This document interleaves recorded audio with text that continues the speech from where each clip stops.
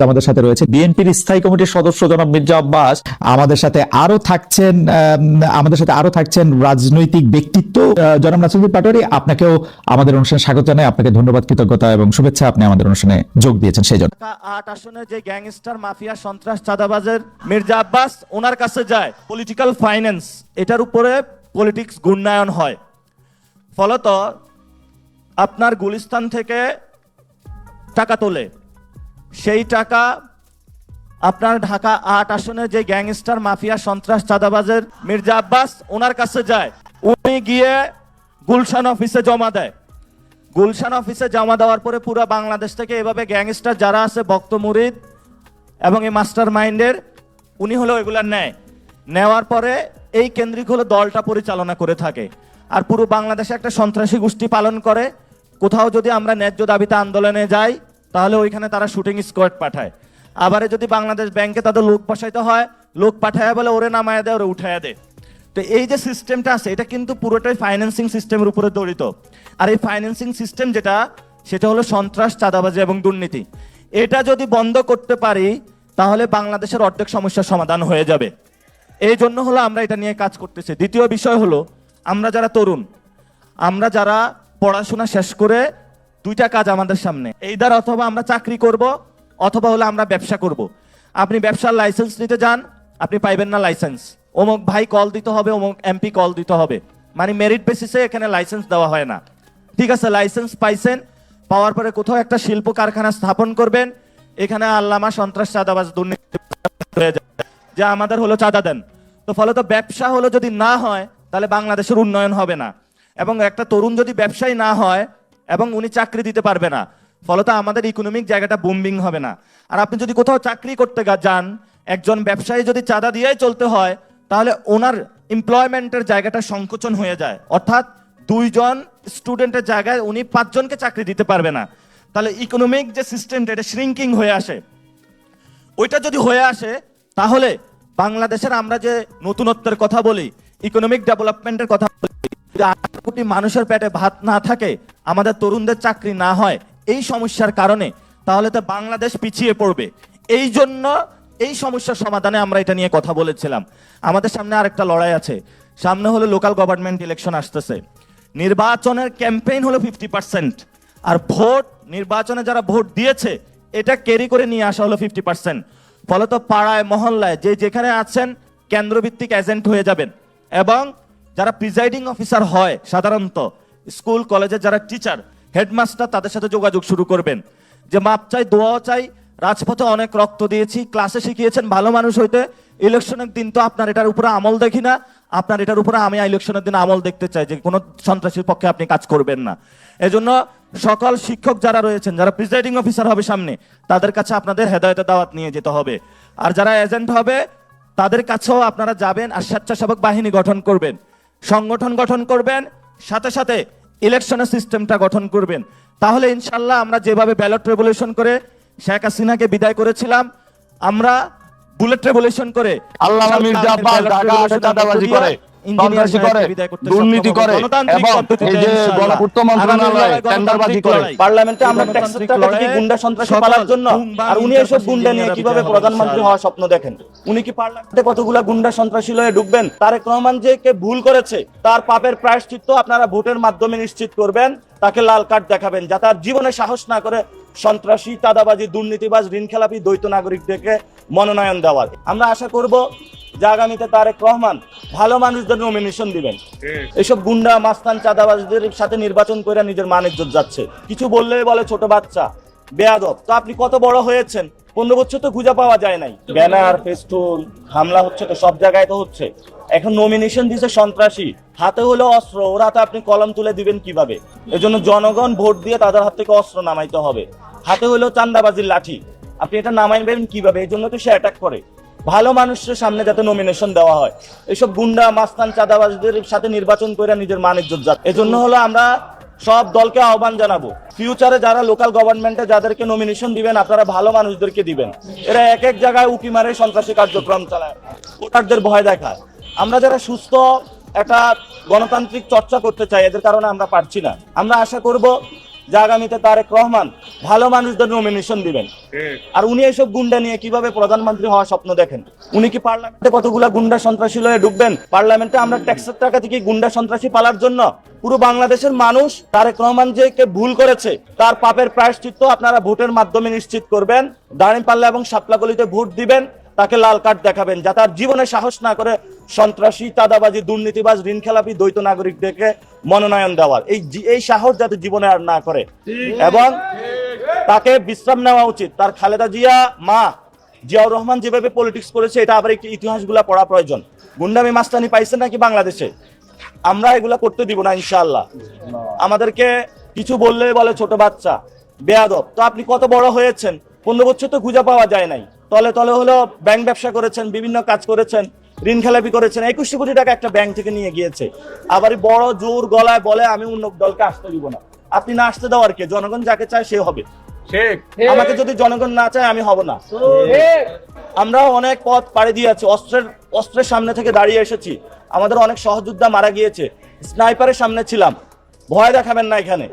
বলছে যে একটি মানে 5 তারিখে একটা মিটিং হওয়ার কথা, সেখানে হোপস বিএনপি এই পর্যায়ে এসেছে। আমি যতটুকু জানি তারা রাজি হবে যে একটি প্রেসিডেন্সিয়াল অর্ডারের মাধ্যমে এই প্রসেসটা আগানো, এবং ভবিষ্যতে সংসদে এসে তারা এই জিনিসটা করবে।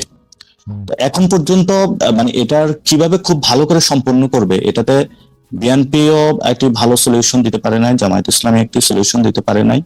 আমি আলী রিয়াজ স্যার থেকে শুরু করে বাংলাদেশের মানে বিএনপির যিনি থিঙ্ক ট্যাঙ্ক হিসেবে লিগ্যাল ক্ষেত্রে ওনারা বুদ্ধি পরামর্শ নিয়ে থেকে, বোরান স্যার, রিদওয়ান স্যার থেকে শুরু করে জামায়াত ইসলামীর যারা বুদ্ধি নিয়ে থাকে, শিশির মনির, সবাই থেকে একটু কথা বলার সুযোগ হয়েছিল। সেই জায়গা থেকে যতটুকু বুঝি ওনারা হয়তো পলিটিক্যাল কারণে জায়গাটা বলতেছে, কিন্তু যখন আমরা তাদের সাথে তর্ক বিতর্ক এবং আলোচনার মধ্যে যাই, আমরা যে প্রপোজিশনটা দিয়েছিলাম নিউ কনস্টিটিউশন, সেই জায়গাটা ওনারা অনেকাংশে এগ্রি বা সম্মত হয়। কারণ বাংলাদেশের সত্যিকার অর্থে যদি আমরা ডেমোক্রেটাইজেশন এবং আমাদের অতীতের যে ইনস্টিটিউশনালের যে ভেঙে পড়ার দুরবস্থা থেকে বেরো আসতে চাই, সেই জায়গা থেকে ফাহাম ভাই একটি কথা বলেছিলেন একটু আগে, আমি ফাহাম ভাইকে খুবই সম্মান করি, যে বলেছিলেন নিয়মের মধ্যে থাকতে চান। তাহলে এই গণঅভ্যুত্থানকে পিপলকে আপনি ওয়েলকাম জানাইছেন নাকি জানান না? তাহলে আপনি নিয়মের মধ্যে থেকেই 5 বছর পরে যে ইলেকশনটা হবে, সেই ইলেকশনের প্রসেসের মধ্যেই আপনি শেখ হাসিনাকে বিদায় করতেন। এবং গত 3টি ইলেকশনে আপনার এত ভোট ব্যাংক থাকা সত্ত্বেও আপনি নিয়মের মধ্যে থেকেই শেখ হাসিনাকে আপনি বিদায় করতে পারেন মানে, এবং শেখ হাসিনা হলো নিয়ম ক্রস করে ফেলছে। মানে আমি যে এজেন্সটা বলতে চাচ্ছি, আপনি কোশ্চেনটা করেছিলেন যে ফেব্রুয়ারিতে ইলেকশন হবে কিনা। তো আমরা যদি লিগ্যাল পার্সপেক্টিভ ওয়াইতে দেখি, বাংলাদেশ 5 আগস্টে গত বছরের যে জায়গাটা ছিল এখনো কিন্তু ওই জায়গাটা রয়ে গিয়েছে। এখনো 106 এর নিয়মের ব্যত্যয়ের করেই তো এই কাজগুলো এখন হচ্ছে, এবং সংবিধানের অধিকাংশ জায়গাটাই কিন্তু হলো অলরেডি এটা আছে নাকি নাই। কোনো কাজ সংবিধানের অধীনে হয়, কোনো কাজ সংবিধানের অধীনে হয় না, এবং বিএনপি ওই কাজগুলোতে সন্তুষ্ট রয়েছে। আমি একটা জিনিস বুঝছি, আপনারা তো সংবিধানটারই ছুঁড়ে ফেলা দিতে চাইতেছেন বা সংবিধানটা আপনারা মানতে চাইতেছেন, তো সেই সংবিধানে এটা সংযুক্ত হোক এইটারই আপনারা এত বেশি গুরুত্ব কেন দিচ্ছেন? ডক্টর সালাম কিন্তু বলতেছিলেন যে এইটা নিয়মের বাইরে গিয়ে উনি বলতেছেন যে সংবিধানের চেয়েও কিন্তু এই আন্দোলন, এই অভ্যুত্থান, এই প্রমিস পোস্ট 5 আগস্ট অনেক বেশি গুরুত্বপূর্ণ। কিন্তু আপনারা সেই সংবিধানটার মধ্যে এটা চাইতেছেন কেন, যে সংবিধানটা আপনারা ফেলা দিতে চান? আপনি হয়তো মিস করেছেন, আমাদের প্রস্তাবনাটা ছিল গণপরিষদ। আমরা তো এই সংবিধানের মধ্যে গণপরিষদ মানে এই যে এখন ইমপ্লিমেন্টেশনটা কখন হবে সেইটা আপনারা প্রেসিডেন্সিয়াল অর্ডার করেই কেন এটা চাইতেছেন, মানে কারণটা কি? আমরা তো প্রেসিডেন্সিয়াল অর্ডারের কথা বলি নাই, আমরা তো বলেছি নিউ কনস্টিটিউশনের মধ্য দিয়ে হোক। নিউ কনস্টিটিউশন সবকিছু জি, আমরা তো গণপরিষদের কথা নতুন করে মানে গণপরিষদের কথা বলতেছেন যে গণপরিষদ করে হোক, এটা আমরা নতুন করে না, এটা আমরা কনসেনসাস কমিশনে আমরা যে প্রস্তাবনাটা দিয়েছিলাম সেটার মধ্যে আমরা গণপরিষদ একদম সংবিধান ছুঁড়ে ফেলে দিয়ে নতুন করে সবকিছু রিস্টার্ট করার কথা বলেছি। এখন যেটা হতে যাচ্ছে এখন আমি যতটুকু কথা শুনেছি যে তারা একটি প্রেসিডেন্সিয়াল অর্ডার করবে এবং ইলেকশনের সময় গণভোটের একটা প্রস্তাবনা নিয়ে আসতে চাচ্ছে। সেখানে পিপলস উইলে থাকতে পারে, অর্থাৎ না তারা গণপরিষদ, না তারা অ্যামেন্ডমেন্ট। কারণ বিএনপির যে কথাটা বলেছিল আমরা সেখানে অবজেকশন দিয়েছিলাম, কারণ সংবিধানের মানে আপনারা যদি গণপরিষদের নির্বাচন চান বা গণপরিষদটাই যদি আপনারা চান, তাহলে বর্তমান যে সংবিধান আছে সেটা কতদিন পর্যন্ত অ্যাক্টিভ থাকবে? নতুন একটা সংবিধান না হওয়া পর্যন্ত? গণপরিষদ যখন আমরা বলি তখন এই যখন গণ অভ্যুত্থানটা হয়ে গেছে পিপলস উইলের মধ্য দিয়ে তখনই তো সব সংবিধানটা বাতিল হয়ে গিয়েছে। বাতিল হয়ে গেছে তো, কিন্তু- তাহলে এখন আপনি জি, বাতিল হয়ে গেছে। এখন আপনি বিচার কাজ, বাংলাদেশ সরকারের কাজ, সেটা কি দিয়ে চালাতেছেন তাহলে? এটা তো আমরা অনেক আগ থেকে বলে আসছি যে একটি যদি ঘোষণাপত্র হতো অথবা একটি পেপার হতো যেটা সবার মধ্য দিয়ে এবং সেটার মধ্য দিয়ে বাংলাদেশ পরিচালনাটা হলে ভালো হতো। এখানটা আমরা তো আমাদের জায়গা থেকে সরি নাই। আচ্ছা, এবং আমরা বুঝতে সে পারছি, বিষয়ে কিন্তু বলে আপনার আসছি জায়গা থেকে যে সরেন সেটাতে, নাই, কিন্তু আপনারা মানে আজ যাই হোক, আমি এটা নিয়ে আর আপনার সাথে বিস্তারিত কথা নিশ্চয়ই আরেকদিন বলবো। আমি আপনাকে আপনার দুটা কথা বা আপনাদের দলের দুটা কথা একটু স্মরণ করে দিতে চাই। যে আপনাদের দলের একজন নেতা সামান্তা শারমিন, তিনি খুব যুগান্তরকে বলেছেন যে নির্বাচনের আগে বিশেষ প্রকল্প ফাঁস করা হবে। আপনার কাছ থেকে আমরা একটু জানতে চাইবো যে সেই বিশেষ প্রকল্পটা আসে কি। আপনারকে আমরা কোট করছি, যেখানে আপনি বলতেছেন যে বেশ কয়েকজন উপদেষ্টা দুর্নীতিতে জড়িয়েছে, অনেকের আত্মীয় স্বজনের খবর আমরা পাচ্ছি, উপদেষ্টাদের কে কে দুর্নীতির সাথে যুক্ত হয়েছে তা জনগণের সামনে প্রকাশ করবে এনসিপি। এগুলি এনসিপির নিজস্ব, মানে আপনাদের নিজস্ব, আপনারা যারা এনসিপি নেতা আছে তাদের নিজস্ব ভাবনা নাকি এনসিপির দলীয় ভাবনা, এইটা একটু আমরা আপনার কাছ থেকে শুনবো। প্রথমত দুইটা বিষয়, আমাদের পলিটিক্যাল এরিনাতে যারা লিডার বা বিএনপি অ্যাক্টিভিস্ট বলেন বা জামায়াতের পলিটিক্যাল লিডার বা অ্যাক্টিভিস্ট, ছোট মুখে বড় কথা, তাদের মধ্যে দুইটা বিষয়, একটা হলো চাতুরতা আর একটা হলো অজ্ঞতা। তো আমি যেভাবে মির্জা ফখরুলকে দেখি, উনি ছাত্র ইউনিয়ন করছে তো উনি হয়তো প্র্যাকটিক্যালি চিন্তা করেন না। আমি আবার এখানে ওনার কিছু অজ্ঞতা আছে। ওনাকে এক রাতে পুরো বাংলাদেশের হলো স্টুডেন্ট সোসাইটি একটা কথা বলার কারণে ওনার বিরুদ্ধে ক্যাম্পেইন করছিল, তখন আমি একটা স্ট্যাটাস দিয়েছিলাম, don't do it, he is the গণ অভ্যুত্থানে ওনার বড় অনেক অবদান রয়েছে, ফলে সবাই এটাতে নীরব থেকেছে। উনি কয়েকদিন আগে ইন্ডিয়ার প্রশ্নে যে সাক্ষাৎকারটা দিয়েছেন, কথা বলেছেন, এটা পরবর্তীতে এআই নাকি এআই না, কিন্তু এটা জনমনে একটা দোয়াশা সৃষ্টি করেছে। কিন্তু বিএনপির মধ্যে অথবা আমাদের পলিটিক্যাল এরিনাতে চতুর একজন লোক আছেন, সেটা হলো সালাউদ্দিন।